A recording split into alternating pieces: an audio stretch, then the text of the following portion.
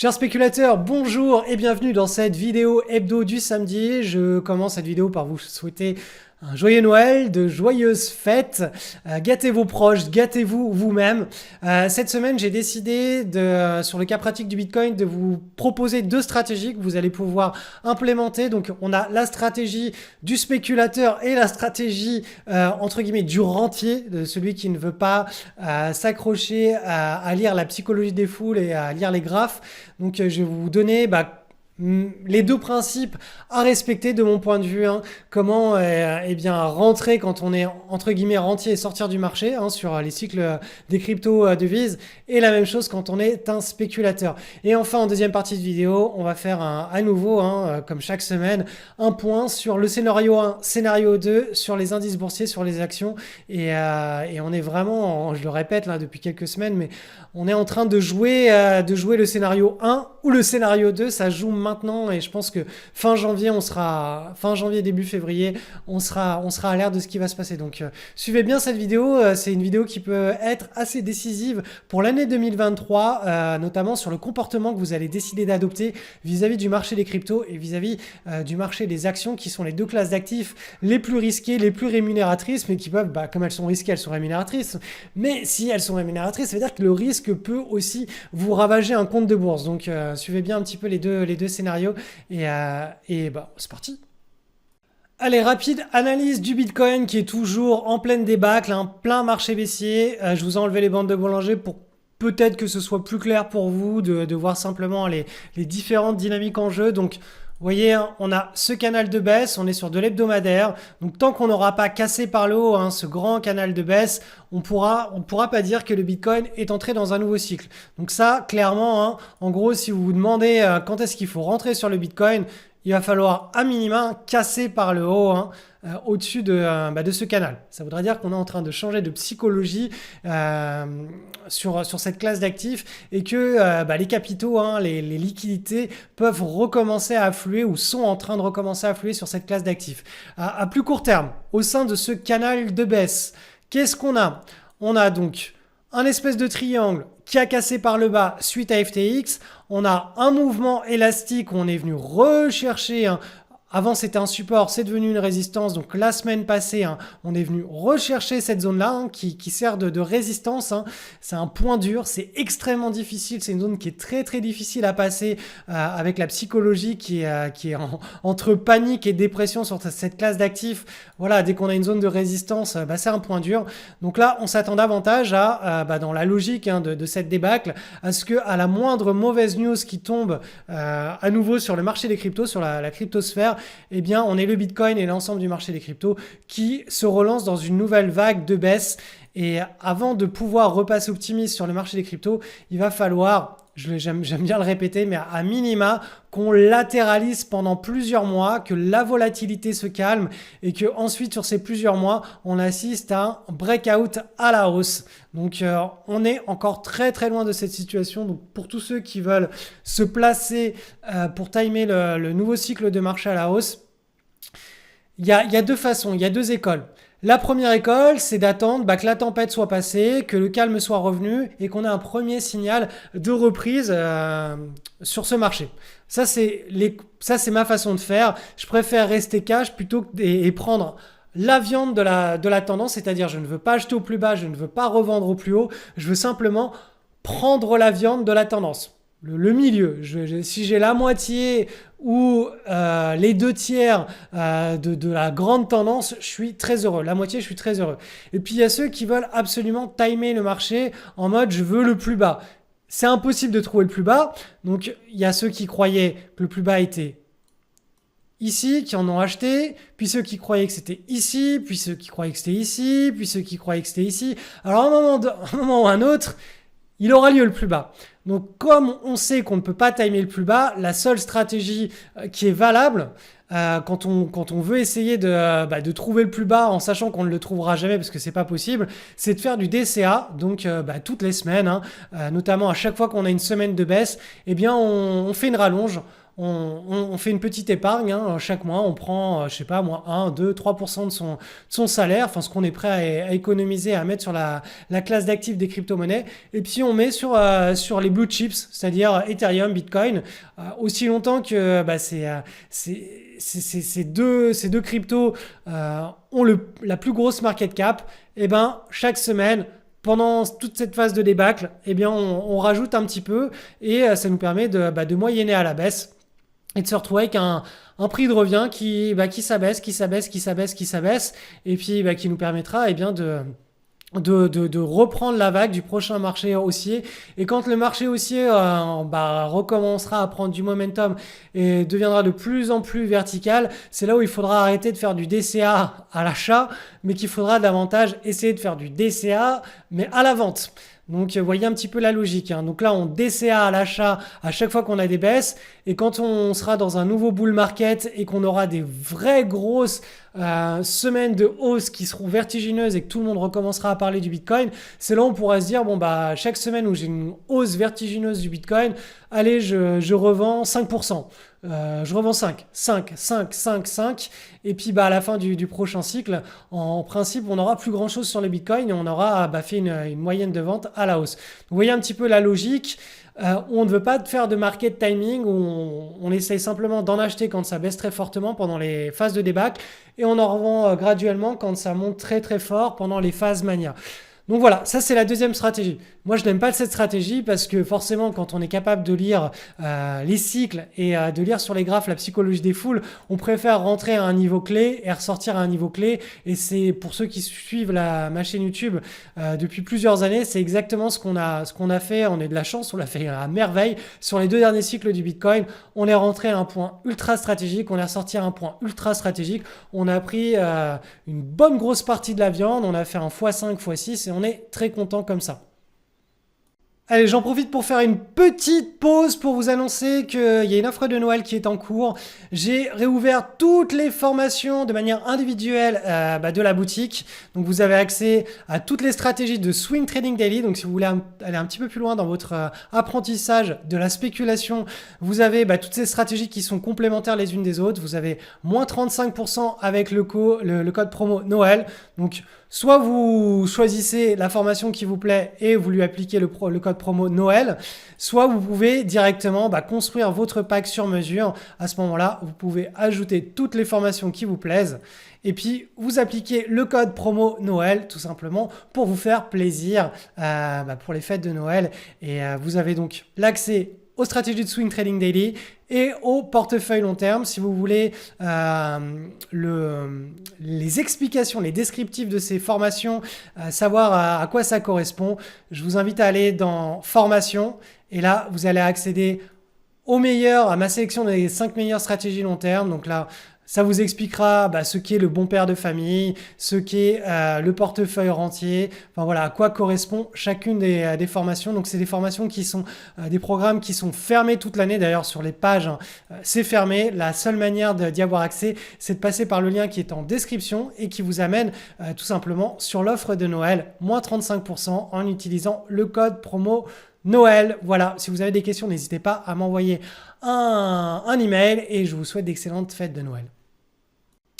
Analyse de l'or coté en euros. Donc l'or contre l'euro est toujours dans une très belle dynamique de hausse. On a eu une année 2022 où on a stabilisé, mais la dynamique de fond depuis juin 2019 est haussière. Et à long terme, l'or est haussier. On a eu certes cette grande séquence de latéralisation entre 2012 et ici juin 2019 qui mettait l'or sans tendance, mais depuis ce moment-là, on est dans la construction d'un escalier à la hausse. Vous voyez que la marche d'escalier là qu'on est en train de construire, elle est en train de devenir de plus en plus mature. C'est-à-dire que la volatilité se contracte, se resserre et dans la logique d'une continuation de tendance, on s'attend à ce que ça casse par le haut. Donc si je descends sur de l'hebdomadaire, on va voir un petit peu plus en détail cette marche d'escalier là qui ressemble à un triangle chartiste.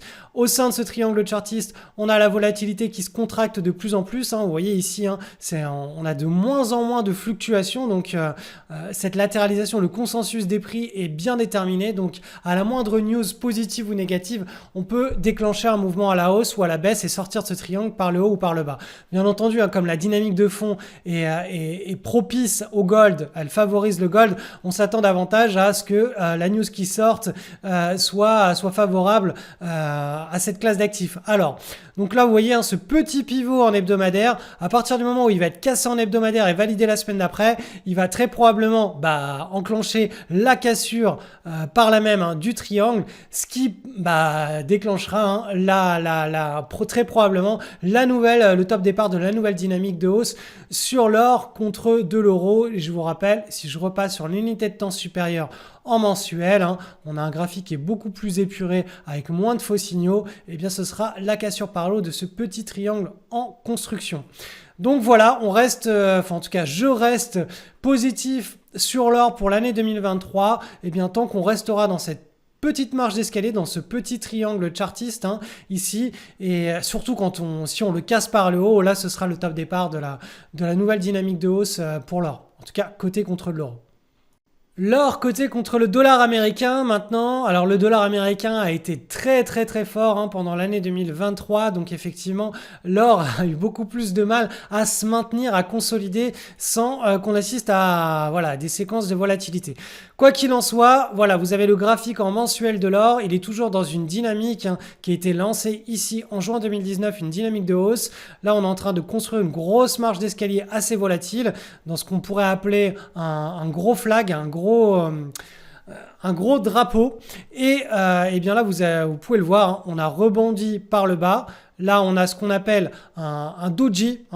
C'est tout simplement si on descend sur l'unité de temps inférieure ou sur 2 unités de temps inférieures, potentiellement une petite figure de retournement à très court terme qui permettrait, alors je vais vous le construire, alors de ressaquer à court terme, hop, de consolider et ensuite de voir une direction par le haut ou par le bas. En tout cas, voilà, ça, ce petit doji là que l'on est en train de voir pour le mois de décembre, c'est tout simplement une figure qui nous dit, ok, on est face à une résistance. Cette résistance devrait bloquer les cours sur quelques mois, peut-être 1, 2 ou 3 mois. Et donc, on devrait assister à la construction d'un point d'inflexion, un double creux au sein de ce grand drapeau. Et donc, si ce double creux est validé et qu'on casse par le haut, donc quelque chose qui ressemble à un double creux comme ceci, et qu'on casse par le haut, là on pourra avoir une nouvelle dynamique de hausse qui s'installerait sur l'or par le haut. Donc là on est toujours dans la logique attentiste que la dynamique de fond que le cycle de hausse sur l'or, qui est un cycle à très long terme, s'accélère à nouveau. Donc on a bien latéralisé depuis 2020. On devrait arriver au cours de l'année 2023 à la fin de cette latéralisation, et restons optimistes à une nouvelle, optimiste en tout cas pour cette classe d'actifs, parce qu'en général quand l'or monte, ça veut dire qu'il y a un stress économique derrière. L'or devrait à nouveau s'apprécier au cours de l'année, allez, je dirais 2024. Peut-être mi-2023 si on construit ce double creux et qu'on le casse mi-2023, septembre 2023, en général l'or s'apprécie bien à partir de septembre sur les cycles annuels, et on va assister à une nouvelle dynamique de hausse assez directionnelle sur l'or. Donc affaire à suivre, en tout cas là on est dans cette construction d'un double creux potentiel. Analyse du SP500, je vous rappelle en trimestriel, donc une image à très long terme, les deux scénarios potentiels. Actuellement, on est sur une zone de support, donc soit cette zone tient et on continue dans la dynamique du bull market initié depuis la crise des subprimes, soit le support actuel il casse, et là on repart dans un énorme range market de l'ordre de 10 à 15 années, comme ce qu'on a vécu entre 2000 et janvier 2013. Donc là actuellement ça se joue maintenant sur les niveaux actuels pour savoir si on entre dans le scénario 2 ou si on reste en réalité dans le scénario numéro 1. On va descendre sur l'unité de temps inférieure. En mensuel, là on a le mois de décembre, on est à une semaine de la fin de ce mois-ci. concrètement, il risque de pas se passer grand-chose pendant la semaine qui va se passer. Et là, depuis 1, 2, 3 mois, il se passe pas grand-chose, mis à part le fait qu'on a eu un signal de top départ de marché baissier qui n'a pas encore été validé par une clôture sous le niveau, là, sous le gros carré vert. On n'a pas eu de clôture mensuelle en dessous. Donc, ce premier signal, il est toujours pas validé. Donc, comme je le disais la semaine dernière, l'instant de vérité est maintenant. Pourquoi est-ce qu'il est maintenant? Parce que la baisse à laquelle on assiste actuellement ce mois-ci, ça peut être la baisse qui va enclencher le marché baissier. L'ampleur de cette baisse, hein, c'est elle qui va définir un petit peu le tempo. C'est en train de se jouer maintenant. Donc vous le voyez ici, hein, on est dans une partie de ping-pong. La partie de ping-pong semble être s'arrêter hein, sur les niveaux supérieurs. Donc en réalité, hein, c'est voilà. Une résistance oblique, on est venu taper dessus et là on est en train d'engager une descente. Et la force de cette descente va nous permettre très rapidement de savoir si effectivement on s'arrête sur le support ici hein, et on rebondit et on casse la trendline comme ça, là celle-ci, hein, la résistance oblique et on repart dans un bull market. Ou est-ce qu'on pète ce support-là et on valide le signal de marché baissier qui a été lancé en septembre? Et là, là, 2023, ça va être une sale année. Donc là, on est vraiment, de mon point de vue, hein, je le répète, hein, si vous n'avez pas vu la vidéo de la semaine dernière, allez la voir, j'ai expliqué ça plus en détail. Mais ce qu'on a enclenché là, on peut le voir hein, en journalier, hein, avec un petit peu plus de précision. On voit ici qu'on a une structure de retournement en journalier hein, qui s'est faite sur la résistance oblique. On a cassé par le bas. Donc là, la dynamique qui est en train de se dessiner là à la baisse, ça peut être une simple dynamique toute petite et on casse la trendline, la résistance oblique et on part dans un bull market, soit cette dynamique elle va s'amplifier de plus en plus et on va avoir un phénomène de contagion vers les unités de temps supérieures, à savoir on va casser en hebdomadaire ce support là qui correspond en mensuel lui aussi à ce support là et ce qui nous permet en trimestriel de passer du scénario 1, à savoir le support tient, au scénario 2, le support casse et on va chercher beaucoup plus loin, c'est-à-dire quelque chose de l'ordre de moins 36% par rapport au niveau actuel. Donc voilà où on en est, voilà le jeu des contagions au travers des unités de temps. Pour le moment, en journalier, hein, la dynamique n'est pas extrêmement forte, hein, mais elle n'est pas terminée. Il va falloir à minima hein, qu'on observe ce qu'on appelle un pivot, alors une structure de retournement de tendance avec un pivot cassé par le haut pour qu'on puisse se dire ok, la dynamique baissière à court terme elle est cassée, on peut repartir sur une logique de rebond. Là actuellement on n'y est pas du tout, on n'a pas du tout de pivot de construit et là ce que je viens de vous dessiner hein, ça peut très bien laisser la place à une nouvelle voilà, si ça se construit là, si ça latéralise, on peut soit passer par le haut, soit passer par le bas, mais si on passe par le bas, ça risque d'amplifier le mouvement et de partir sur le scénario 2 trimestriel. Bien entendu, hein, si on construit une figure de retournement sur les niveaux actuels ou sur les niveaux de support ici qu'on avait vu en hebdomadaire et en mensuel et qu'on casse par le haut, là on pourra se dire ok, le support tient bon et on peut repasser optimiste. Donc voilà, en fait la dynamique de baisse hein, à laquelle on est en train d'assister actuellement, elle est de mon point de vue vraiment, c'est ce qui va donner tout le rythme à l'année 2023. On va voir comment elle va se développer au cours des prochaines semaines. Donc je vous rappelle avant de nous quitter, avant que vous alliez festoyer avec vos familles, vous avez la possibilité de vous gâter si vous êtes un investisseur ou un spéculateur. Je vous ai mis le lien juste en dessous, c'est une offre de Noël. Vous avez l'accès à toutes les formations de ma boutique, je les ai toutes réouvertes. C'était pas le cas depuis énormément de temps. Donc vous pouvez choisir individuellement chacune des programmes, soit les portefeuilles long terme, soit les portefeuilles au swing trading daily. Vous pouvez aussi vous construire un pack directement, un pack sur mesure avec les formations que vous n'avez pas encore dans votre arsenal boursier et vous appliquez le code promo Noël hein, au moment de passer commande et vous aurez moins 35% dessus. Cette offre, elle ne sera plus en ligne dimanche soir à minuit, donc profitez-en et voilà, si vous voulez en savoir un petit peu plus plus sur chacune de ces formations, je vous invite à les découvrir ici en cliquant découvrir toutes les formations sur cette page et vous allez voir qu'il y a deux grandes thématiques, investir à long terme ou le pack Swing Trading Daily. Et je vous rappelle une chose, c'est que le pack Swing Trading Daily, si vous avez tous ces programmes-là, ça vous donne accès au canal l'anti-sèche, c'est le canal des spéculateurs au Swing Trading Daily et on a chaque semaine on publie des cas pratiques, on publie des opportunités. Alors là en ce moment non, il y en a pas énormément puisqu'on est toujours dans un range market, mais voilà, c'est là-dedans que tout ce qui passe sur les screeners et ce qui vous permet d'évoluer, vous l'avez. C'est l'application en réalité des formations, des 7 formations de Swing Trading Daily. Vous avez des cas pratiques, des cas en live et l'implémentation de tous ces programmes, de tout cet apprentissage. Vous l'avez au jour le jour au fil des mois.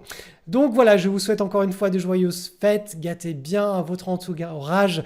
Gâtez-vous, vous aussi, comme il se doit. Et on se retrouve, je ne sais plus si on sera l'année prochaine, samedi prochain ou pas. Mais on se retrouve, non, on sera le 31 samedi prochain. Donc on se retrouve samedi prochain, juste avant de festoyer à nouveau.